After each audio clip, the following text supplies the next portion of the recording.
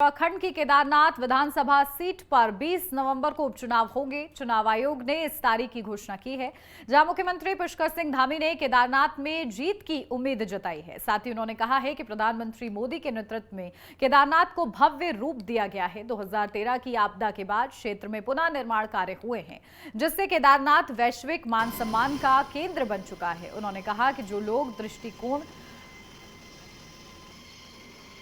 और बंटवारे की तुष्टीकरण और बंटवारे की राजनीति कर रहे हैं, उन्हें लोग नकारेंगे और विकास की राजनीति को अपनाएंगे। धामी ने भरोसा जताया है कि केदारनाथ में बीजेपी बड़े अंतर से जीत हासिल करेगी।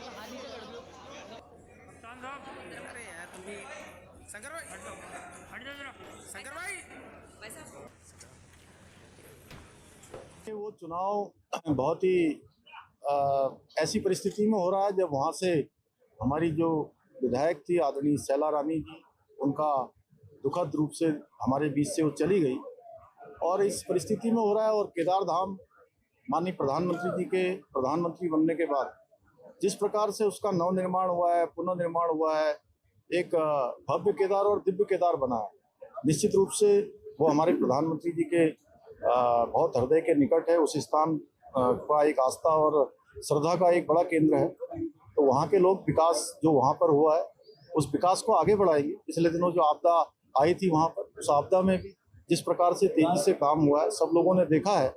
और मैंने भी कहा है, वहाँ जाकर भी कहा था, पहले भी कहा था कि जितने समय तक केदारनाथ क्षेत्र को नया विधायक नहीं मिल जाता, मैं भी उनके विधायक के रूप में काम करूँगा। उस कड़ी में अनेक कामों को हमने आगे बढ़ाया है। विकास का क्रम वहाँ शुरू हुआ है। दूसरे चरण की यात्रा अभी प्रारंभ हुई है और इतना सारा 29 स्थानों पर सड़क मार्ग अवरुद्ध हो जाने के बाद, भूस्खलन होने के बाद, संपर्क कट जाने के बाद अब यात्रा फिर से जोरों पर वहाँ पर हो गई है। देश दुनिया के लोग यात्रा में आ रहे हैं, श्रद्धालु आ रहे हैं, तीर्थयात्री आ रहे हैं। हम सबकी सुविधा, सबकी सुरक्षा का विशेष ध्यान रखते हुए जो हमारे पहले चरण की यात्रा में हमारे होटल वालों को, घोड़े खच्चर वालों को, वहाँ के संचालकों को, जो यात्रा से जुड़े हुए लोग हैं, टैक्सी ड्राइवरों को, जिनका इस चारधाम यात्रा के कारण से अपना काम चलता था, थोड़ी बहुत परेशानी हुई,